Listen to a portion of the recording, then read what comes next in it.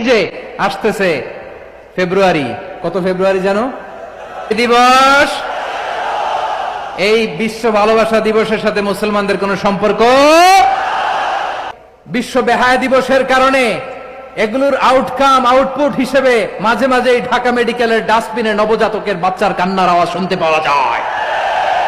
চট্টগ্রাম মেডিকেলের ডাস্টবিনে নবজাতকের কান্না শুনতে পাওয়া যায়।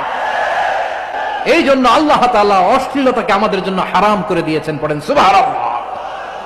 এই জন্য রব্বুল আলামিন বলেন, কুল ইন্নামা হারামা রাব্বিয়াল ফাওয়াহিশা মা যাহারা মিনহা ওয়া মা বাতান।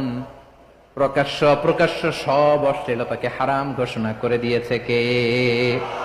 আবার দুনিয়ার বুকে যারা অশ্লীলতার প্রসার করে তাদের জন্য শাস্তি মজুদ রেখেছে কে?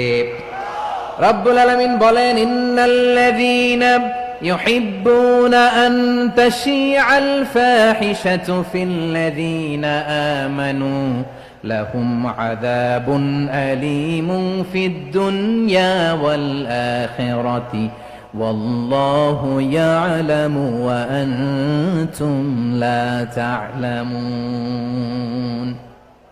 নিশ্চয়ই যারা বিশ্বাসীদের মাঝে অশ্লীলতার প্রসার করতে চায় তাদের জন্য আমি মর্মন্তুদ শাস্তি প্রস্তুত করে রেখেছি। দুনিয়াতেও রেখেছি, আখিরাতেও রেখেছি। ঘোষণাটা কার?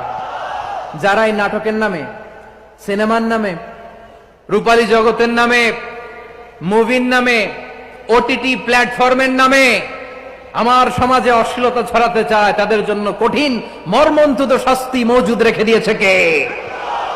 ও আমার বোনেরা, এখনো আপনি জাগবেন না? এখনো আপনার চিন্তার দুয়ারে এখনো নাড়া পড়ে নাই? ওরা আপনাকে উলঙ্গ বানাতে চায়, ওরা আপনাকে আইটেম গার্ল বানাতে চায়। ক্লোজ আপ ওয়ান, কাছে আসার গল্প।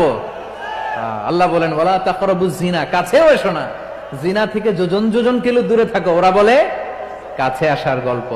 আমার বীর চট্টলার ভাইয়েরা, কাছে আসতে হলে আমরা কোরআনের কাছে আসব, কাছে আসতে হলে নবীর কাছে আসব, কাছে আসার গল্প হবে আমার রবের কাছে আসার গল্প। চিল্লায় বলো ঠিক কিনা? কি যুগ যে আমরা কাটাচ্ছি আপনি কল্পনা করতে পারবেন না। Porn industry,